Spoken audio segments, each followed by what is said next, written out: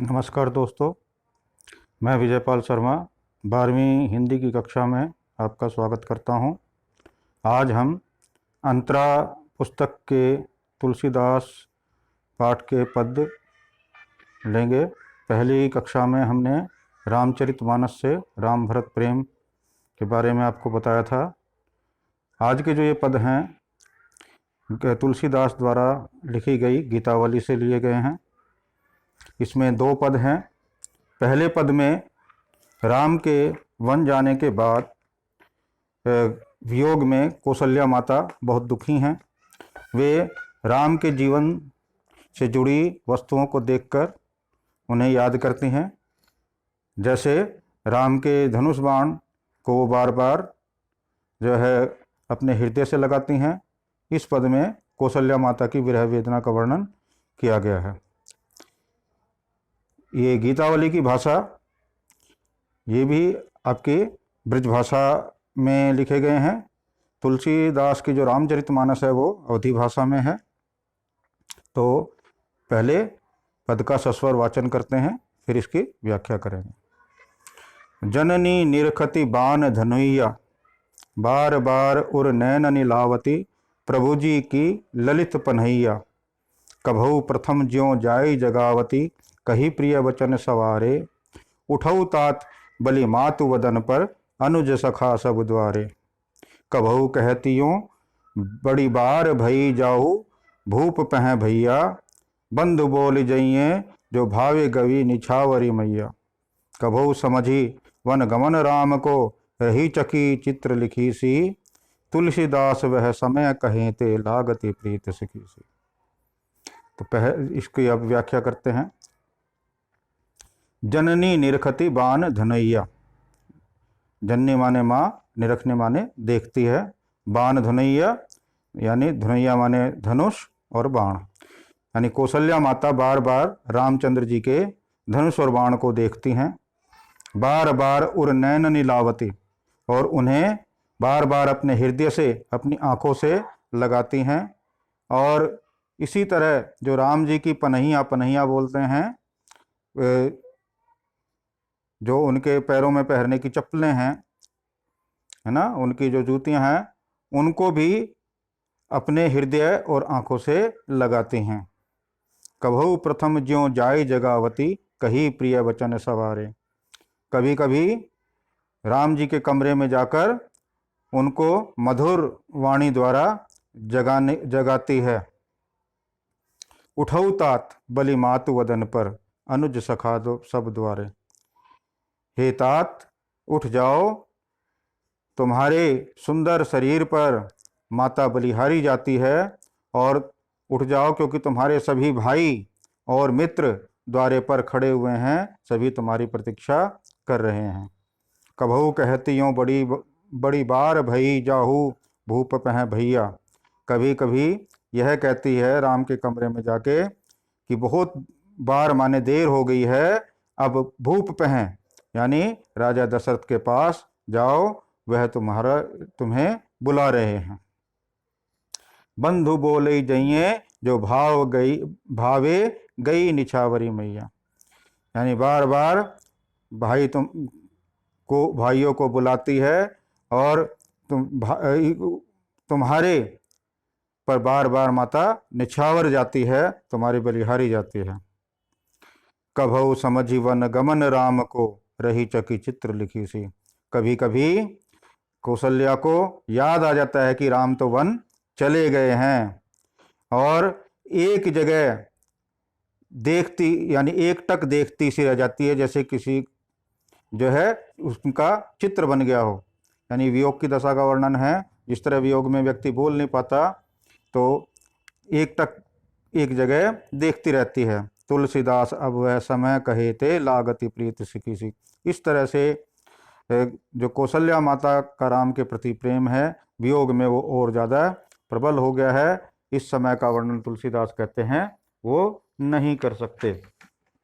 अब इसके भावार्थ और मुख्य बातें इसके पहले की बताते हैं।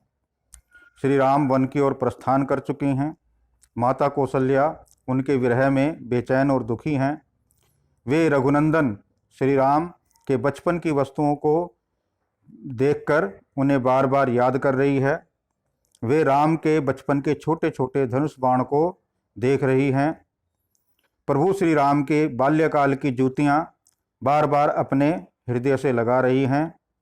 कभी कभी सवेरे शयन कक्ष में सर्वप्रथम उन्हें जगाने जाती हैं और मोहवश कहती हैं, हे पुत्र उठो, तुम्हारे मुख पर तुम्हारी माँ बलिहारी न्योछावर है। तुम्हारे सभी अनुज और मित्रगण दरवाजे पर खड़े हुए हैं, तुम्हारा इंतजार कर रहे हैं। कभी माता कौशल्या कहती है, भैया बहुत देर हो गई है, महाराज के पास आओ, भाइयों को बुलाओ, जो मन को अच्छा लगे वो खा लो, भैया तुम पर बलिहारी न्योछावर है। कभी कभी वे राम के वन गमन को स्मरण करके एक चित्र के समान स्तब्ध और हैरान रह जाती हैं।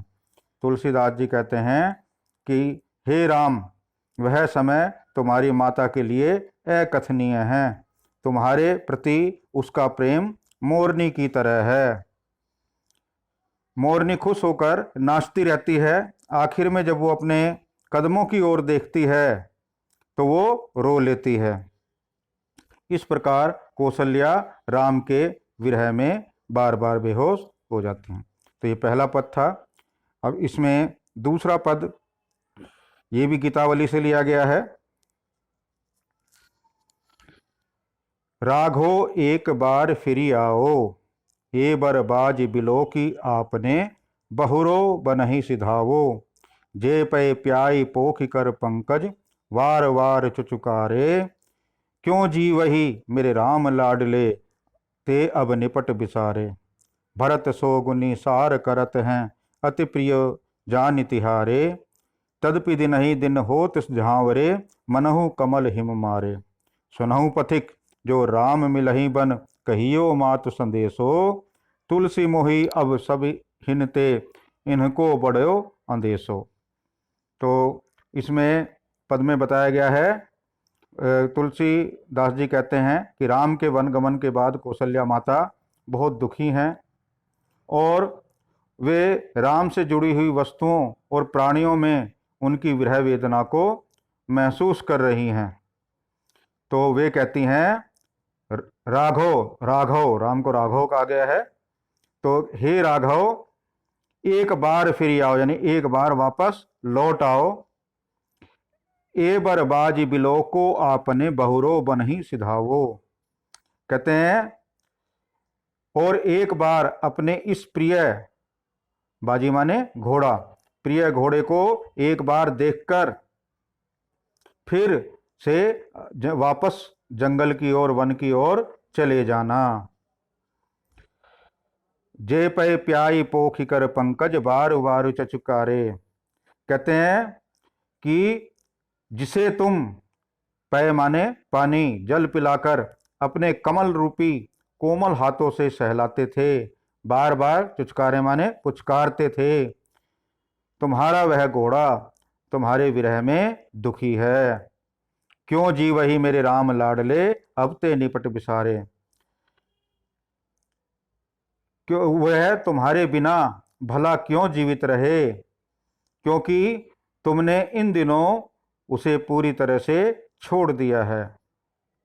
भरत सोगुनी सार करत है, अति प्रिय जान तिहारे, तदपि दिन ही दिन होत झांवरे, मनहु कमल हिम मारे। तो इसी तरह वो यह विचार करके जब वो देखते माता कौशल्या दुखी हैं, भरत माता कौशल्या की बार बार सोगुनी देखभाल करते हैं, लेकिन फिर भी जो तुम्हारा ये प्रिय घोड़ा है दिन पर दिन मुरझाता जा रहा है, सुस्त होता जा रहा है,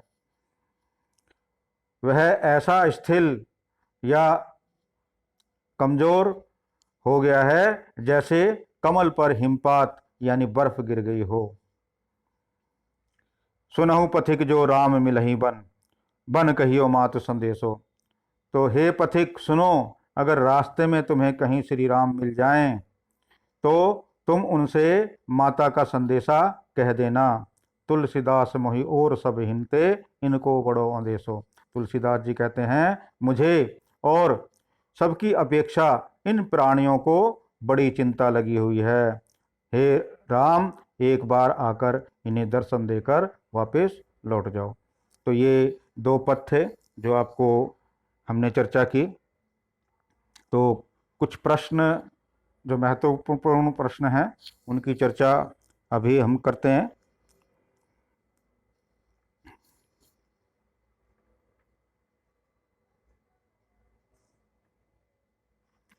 प्यारे बच्चों,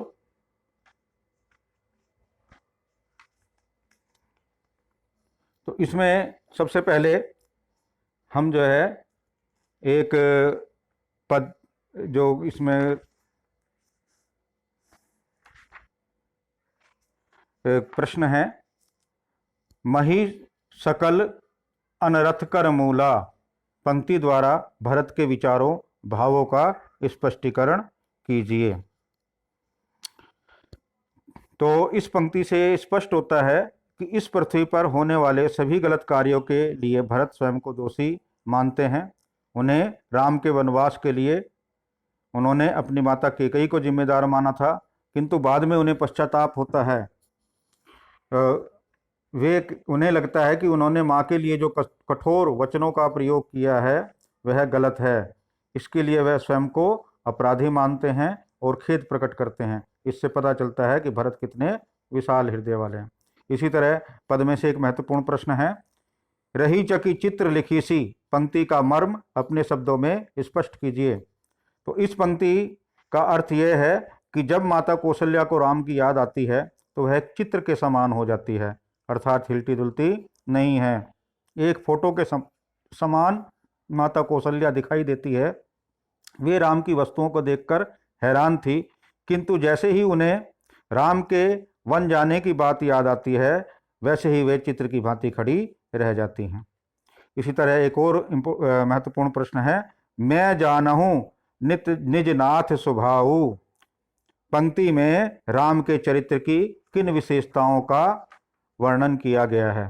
तो इसमें आप बताएंगे कि मैं जानहूँ नित निज नाथ स्वभाव पंक्ति के माध्यम से हमें स्पष्ट होता है भरत ने कहा कि वे अपने भाई राम के स्वभाव को अच्छी तरह से जानते हैं। राम बेहद कोमल, स्नेह और सरल स्वभाव के हैं। उन्हें तो अपराधियों पर भी क्रोध नहीं आता है। मुझ पर तो उनकी विशेष कृपा है। कभी उन्होंने बदले की भावना से कार्य नहीं किया।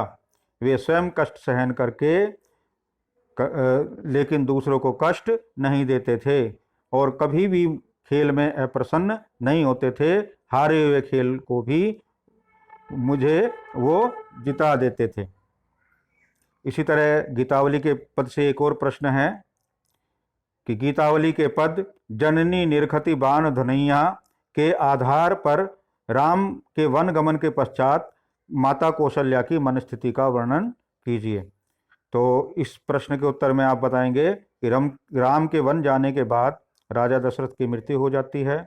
माता कौशल्या बहुत ही दुखी और व्यथित रहने लगती हैं और वो राम के विरह वेदना में बार बार राम को याद करके अचेत हो जाती हैं।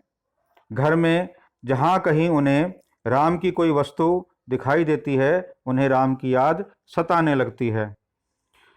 उन्हें राम के बचपन में जिनसे राम बचपन में खेलते थे उन धनुष बाणों को देखती है, उठा लेती है, राम को बार बार याद करती है और उन्हें अपने हृदय नेत्रों से लगाती है।